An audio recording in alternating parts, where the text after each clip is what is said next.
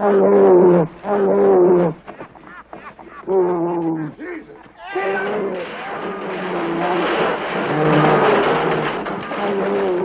wondered about the darker side of Hollywood? Well, today we're diving deep into the top 20 actors blacklisted by Hollywood. Strap in, because this journey through Tinseltown's past is going to be quite the ride. I don't like vulgarities, Cecile, even when they're funny. I'm sorry.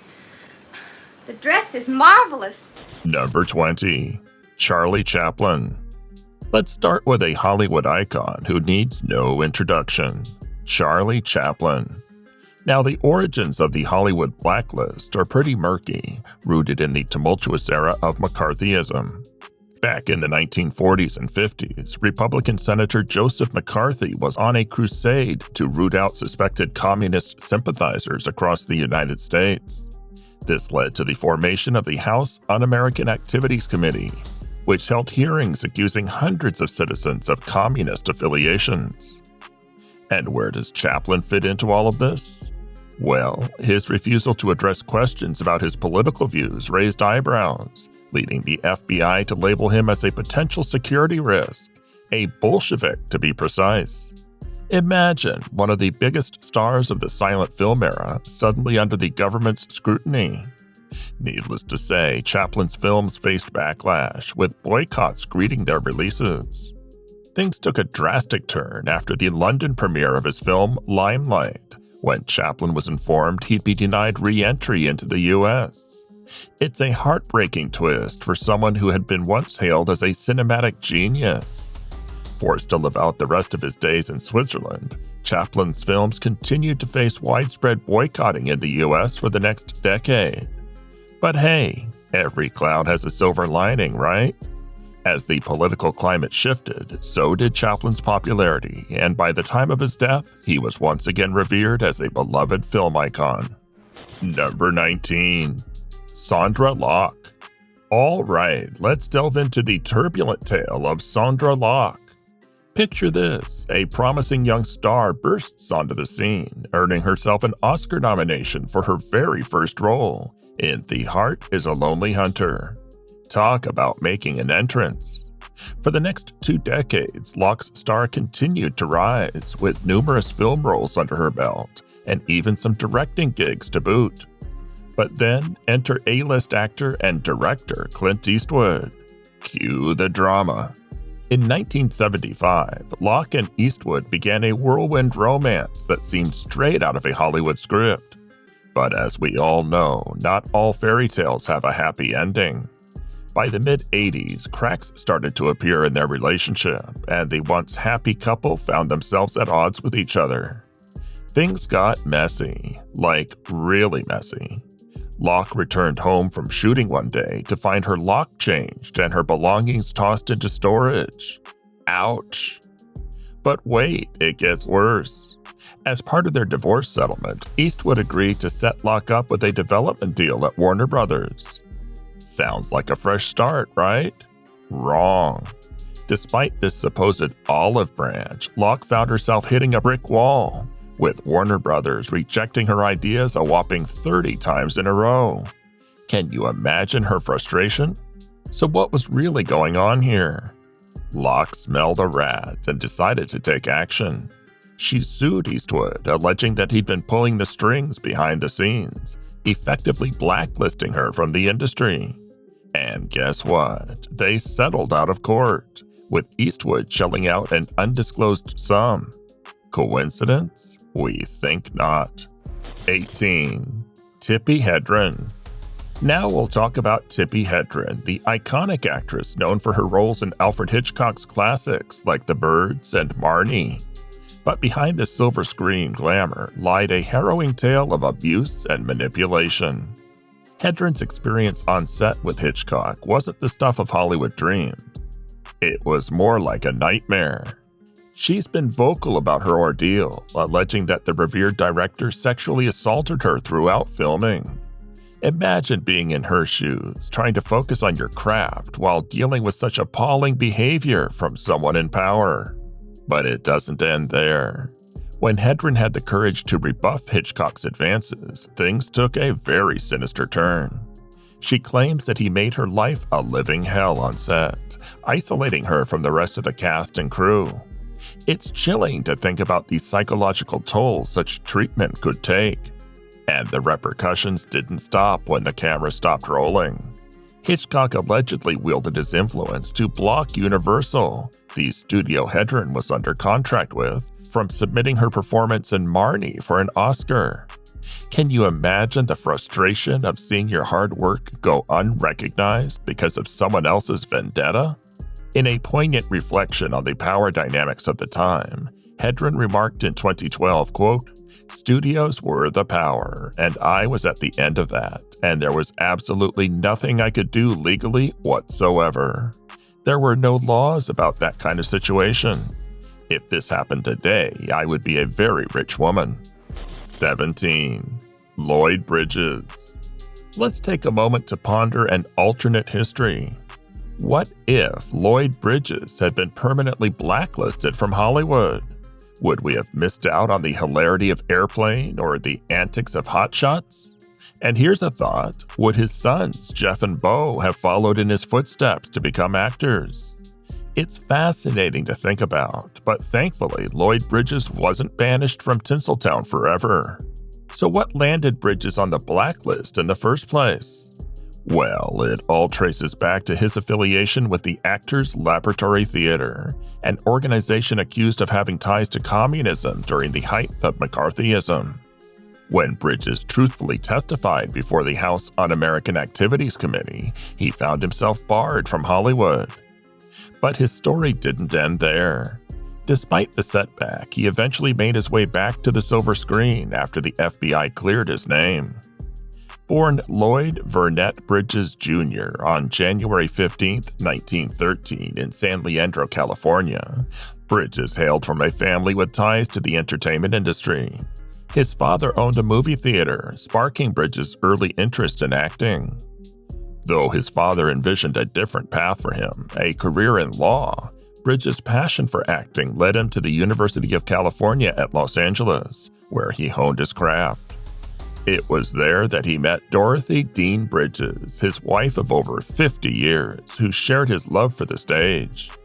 Together, they embarked on a journey into the world of acting, appearing opposite each other in romantic plays like March Hares.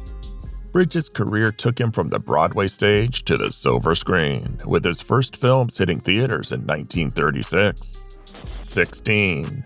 Lena Horne. Imagine this powerhouse talent who could sing, dance, act, and advocate for civil rights, all wrapped up into one extraordinary individual. That person was Lena Horne at her prime, a true Renaissance woman of entertainment. Rising through the ranks in the 1930s as a vocalist, she soon made her mark on the silver screen in the 40s, signing with the prestigious Metro-Goldwyn-Mayer. But by the 50s, the spark of Hollywood had dimmed for Horne. It's reported that she had grown disillusioned with the industry and was contemplating stepping away. However, her plans were abruptly disrupted when she found herself blacklisted due to her ties to communism in the preceding decade. Despite her immense talent, Hollywood doors closed on her, leaving her sidelined from the big screen. Yet, where Hollywood shut its doors, the vibrant world of nightclubs welcomed her with open arms, allowing her to continue captivating audiences with her mesmerizing performances. Born Lena Calhoun Horne on June 30, 1917 in Brooklyn, New York, her early years were marked by challenges and constant movement. Her parents divorced when she was a toddler, and this led to her mother pursuing an acting career, leaving Lena in the care of grandparents. Throughout her childhood, she bounced between schools in various states, from Florida to Georgia to Ohio, before eventually returning to Brooklyn. Despite the obstacles she faced, Horne's talent and resilience shone brightly. In March 1980, she announced her retirement from the spotlight, but fate had other plans. The following year, she stunned audiences with her one-woman show, Lena Horne, The Lady and Her Music, which graced Broadway stages for over 300 performances. Embarking on a nationwide tour with the show, she garnered widespread acclaim and accolades, proving that her star power knew no bounds. Even as she retreated from the limelight in the 1990s and beyond, Horne's legacy continued to resonate. 15. Anne Revere. Anne Revere, a distinguished supporting actress of the 1940s, carved out a place for herself in Hollywood's pantheon of talent. Hailing from a lineage steeped in American history as a direct descendant of Paul Revere, she garnered acclaim for her memorable performances. In 1946, Revere clinched the Oscar for Best Supporting Actress for her role in National Velvet, cementing her status as one of Hollywood's brightest stars. Yet, despite her accolades and undeniable talent, Revere found herself ensnared in the web of McCarthyism. In 1951, at the age of 48 and still in high demand, Revere's principled stand against the House Un-American Activities Committee led to her blacklisting for 2 decades. Her steadfast refusal to betray her convictions and name suspected communists cost her dearly, relegating her to the shadows of Hollywood for years. It wasn't until 1970, at the age of 67, that Revere made her next film appearance in Tell Me That You Love Me, Junie Moon, marking a poignant return to the screen after a prolonged exile. 14. John Garfield. John Garfield, a luminary of the silver screen in the 1940s, faced a similar fate amidst the tumult of McCarthyism. Renowned for his gripping performances and Academy Award nominations, Garfield found himself ostracized by Hollywood a mere decade later. His crime? Refusing to cooperate with the infamous witch hunt for alleged communist sympathizers. As the Red Scare gripped the nation, Garfield's refusal to name names sealed his professional fate, rendering him virtually unemployable in the industry he once illuminated. Despite his previous acclaim and contributions to cinema, the specter of political persecution cast a long shadow over Garfield's career, leaving behind a legacy tinged with injustice and lost potential. 13. Edward G. Robinson. Edward G. Robinson, synonymous with the quintessential cinematic gangster, faced a different kind of reckoning in the wake of McCarthyism. While his on-screen persona epitomized the rugged allure of the classic crime genre, Robinson's real-life political leanings proved to be his undoing. Despite his efforts to appease the authorities by naming Hollywood screenwriter Dalton Trumbo to the House Un-American Activities Committee, Robinson found himself ensnared in the political maelstrom of the era. His liberal views and associations made him a target for persecution, relegating him to the fringes of the industry that he once dominated.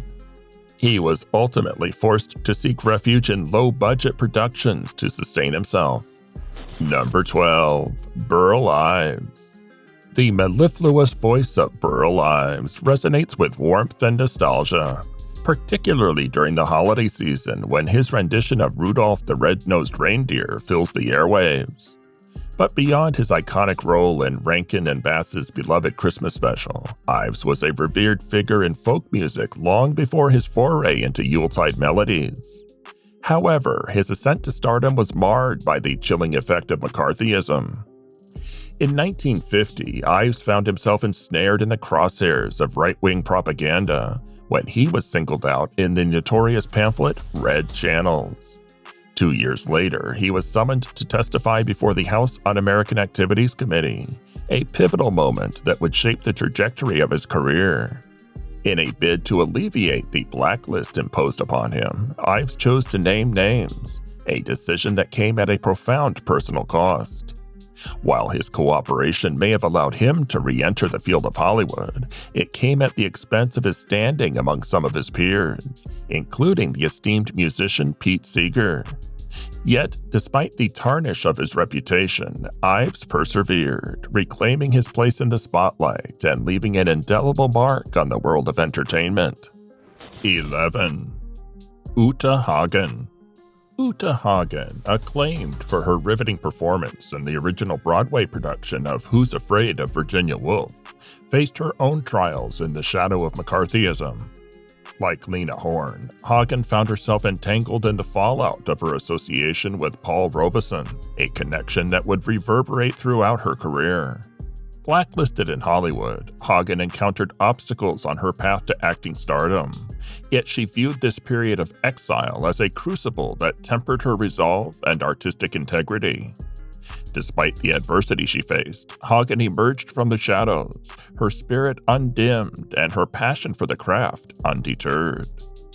In a remarkable twist of fate, Hogan found redemption not as a Hollywood starlet, but as a revered acting coach and teacher, imparting her wisdom to a new generation of performers, including luminaries such as Gene Wilder and Robert De Niro. 10. Orson Wells. Orson Wells, the visionary filmmaker behind such classics as Citizen Kane and Touch of Evil, stands as a titan of the silver screen, a maestro whose creative genius knew no bounds. Yet even the mighty Wells found himself ensnared in the tumultuous currents of McCarthyism, a specter that cast a dark shadow over Hollywood.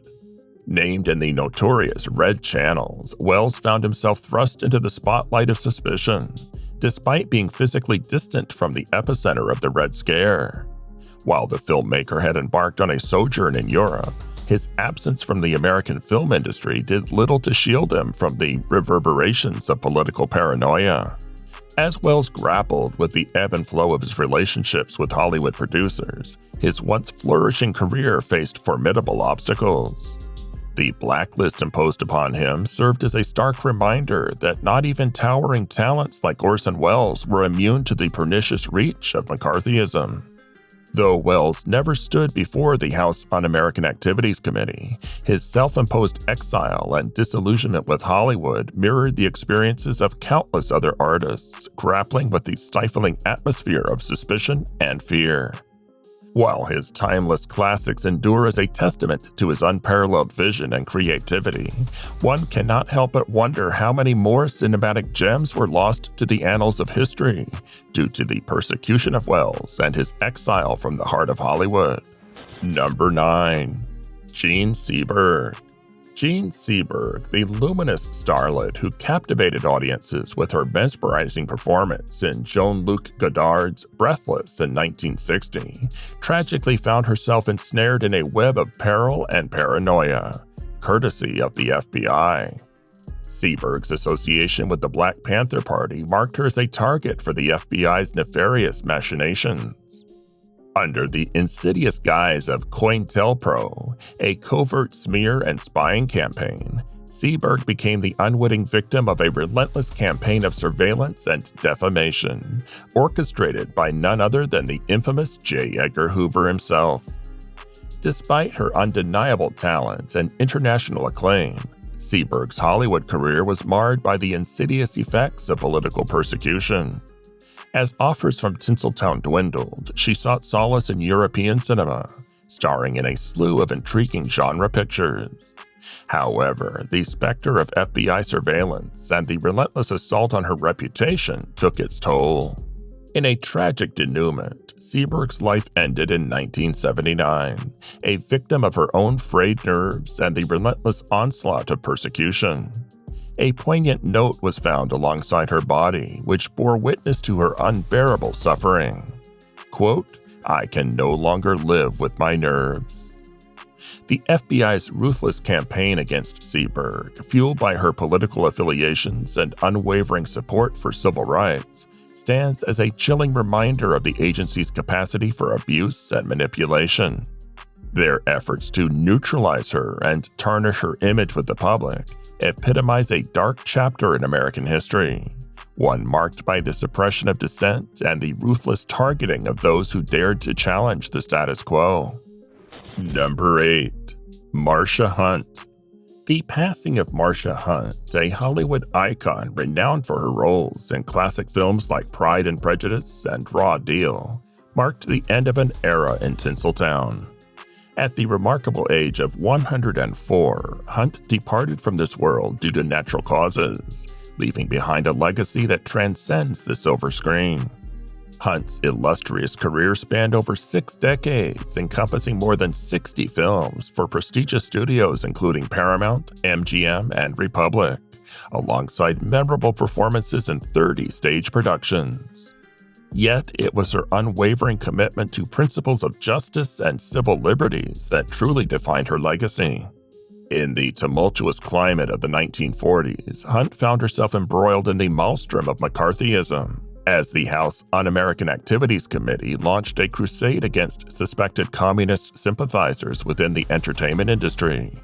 In defiance of the committee's oppressive tactics, Hunt, alongside luminaries like John Huston, Humphrey Bogart, and Lauren Bacall, boldly established the Committee for the First Amendment, advocating for the preservation of free speech and artistic expression. Despite her steadfast adherence to democratic principles and her fervent support for causes related to civil liberties, Hunt became a casualty of the McCarthy-era's witch hunts.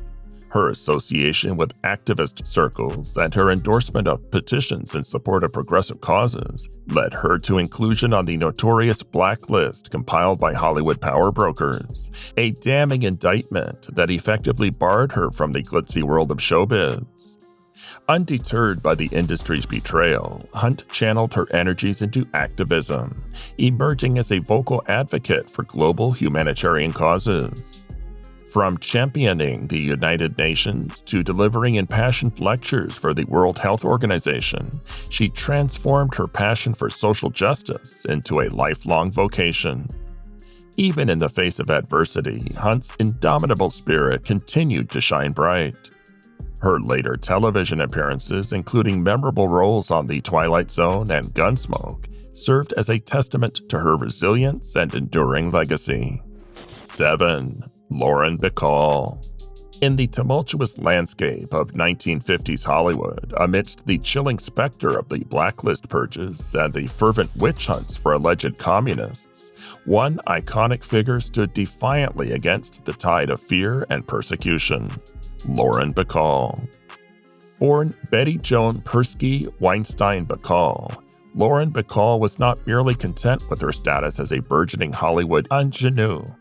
Instead, she seized the opportunity to wield her influence for a greater cause, pushing her new husband, the legendary Humphrey Bogart, to join her in establishing the Committee for the First Amendment, CFA.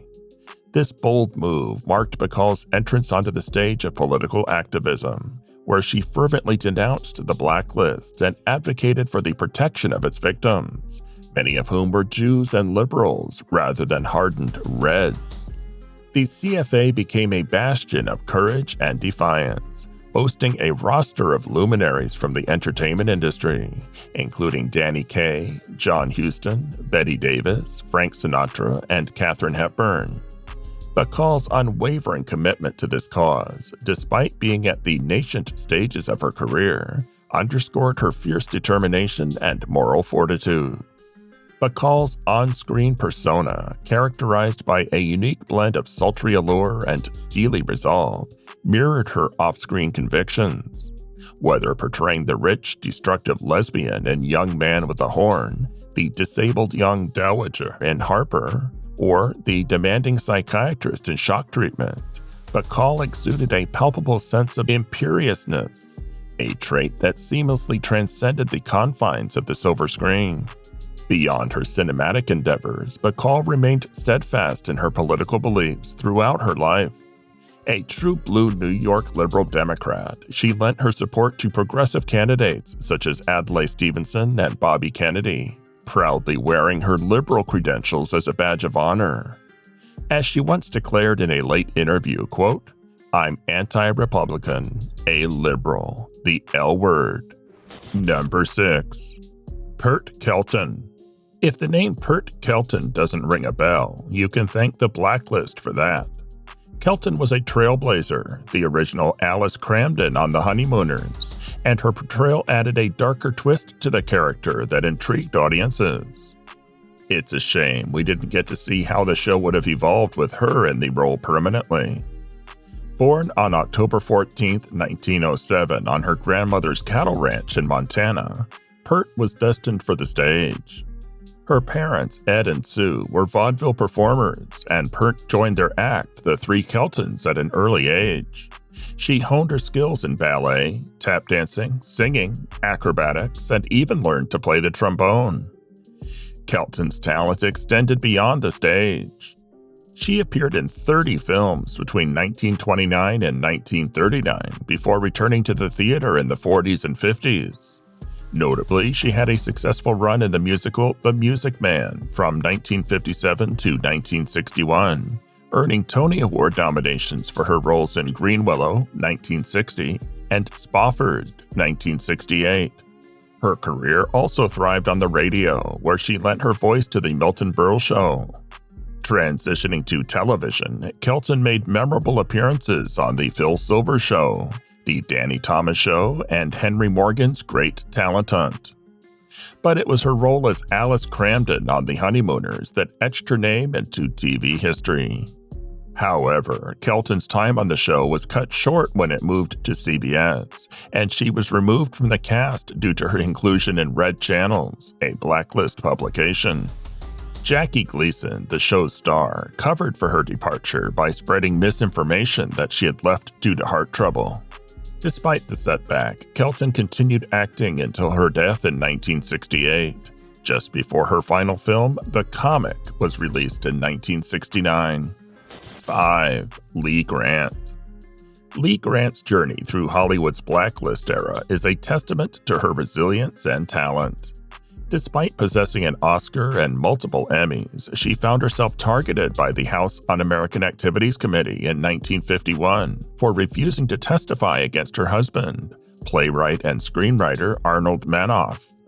As a consequence, she was effectively blacklisted for over a decade, enduring a period of limited work opportunities in the industry. Born Lyova Haskell Rosenthal on October 31, 1925 in Manhattan, New York, Lee Grant's upbringing was rooted in the diverse tapestry of the city. Her father, Abraham, was an educator and realtor of Romanian Jewish descent, while her mother, Whittia Haskell, was a teacher and model who immigrated from Russia. Despite the challenges posed by the blacklist, Grant persevered. She eventually reclaimed her place in Hollywood, landing notable roles in projects like Peyton Place and her own sitcom, Faye. Her stellar performance in Peyton Place earned her an Emmy Award, and she received further acclaim with a nomination for another Emmy following a guest appearance on Columbo. Number 4. Judy Holiday.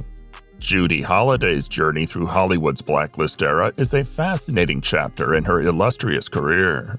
Starting as part of the nightclub act The Reviewers in 1938, alongside talents like Betty Comden and Adolph Green, Holiday soon made her mark on Hollywood with standout performances in plays and musicals.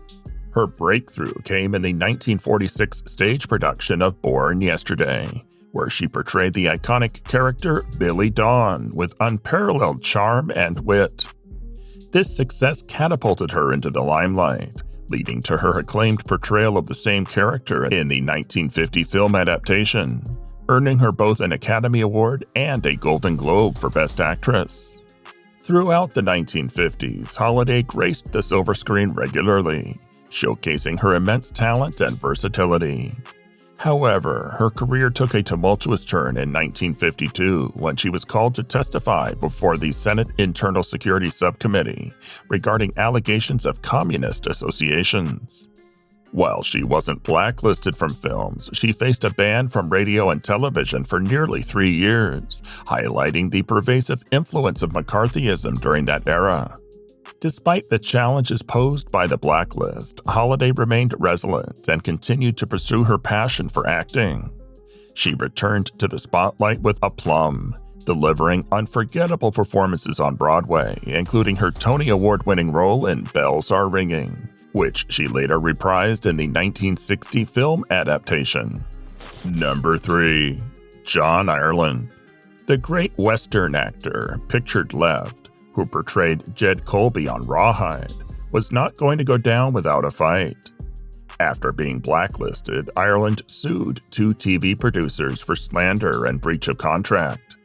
He'd been deemed, quote, politically unacceptable. He earned a cash settlement. He also appeared in Spartacus, the cinema classic written by blacklisted screenwriter Dalton Trumbo. Among the directors John Ireland worked with are Lewis Milestone, Howard Hawks, John Ford, Sam Fuller, Anthony Mann, Stanley Kubrick, and even Roger Corman. On screen, Ireland came across as the man you didn't want to mess with, but also with something more going on behind the personality of the character he was portraying.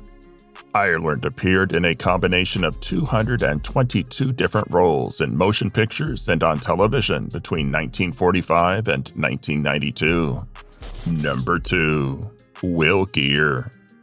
Best known as Grandpa Zeb Walton on The Waltons, Geer saw his roles greatly diminish in the 1950s after being named in red channels. The man on the right in this photo certainly didn't seem to trust the Western actor. Geer would pass away during the production of The Waltons. In the late 40s, Geer was an actor with a pretty bright future. He was landing roles in big westerns like Winchester 73 and lived in Santa Monica with his wife and 3 children. Soon, though, it became much harder to be a liberal actor in Hollywood. At the height of the McCarthy era, the House Un-American Activities Committee shifted its focus to the entertainment industry, and Geer was one of many called in for questioning. After refusing to testify, Geer was blacklisted and suddenly had no work. With dwindling funds, he had to make some big changes.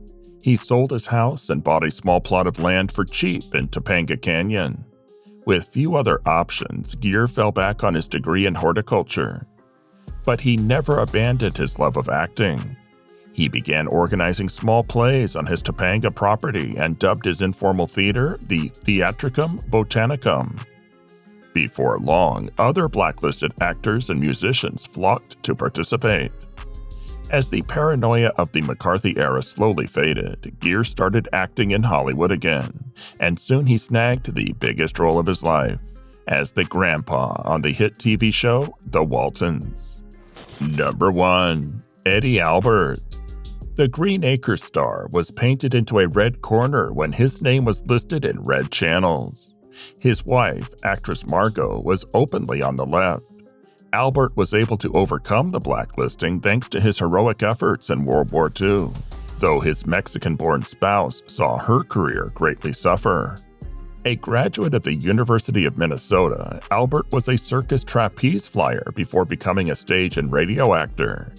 He made his film debut in 1938 and worked steadily from then on, often cast as the friendly, good-natured buddy of the hero, but occasionally being cast as a villain. One of his most memorable roles was as the cowardly, glory-seeking army officer in Robert Aldrich's World War II film, Attack, 1956. Albert's television career is the earliest of any other American performer. It began years before electronic television was introduced to the public. In June of 1936, Eddie Albert appeared on RCA NBC's first private live performance for their radio licensees in New York City. This was a very early experimental all-electronic television system. Due to the primitive nature of these early cameras, it was necessary for him to apply heavy makeup and endure tremendous heat from studio lighting. The basic makeup was green-toned with purple lipstick to optimize image transmission by RCA's Iconoscope pickup cameras. Since television was experimental, Albert applied his own makeup and even wrote the script for his performance. His co-star was Grace Bratt. If you enjoyed today's video, don't forget to like, share, and subscribe for more intriguing content. Have any other favorite blacklisted actors we missed? Let us know in the comments below. And be sure to hit that notification bell so you never miss out on our latest videos. Thanks for watching, and we'll see you in the next one.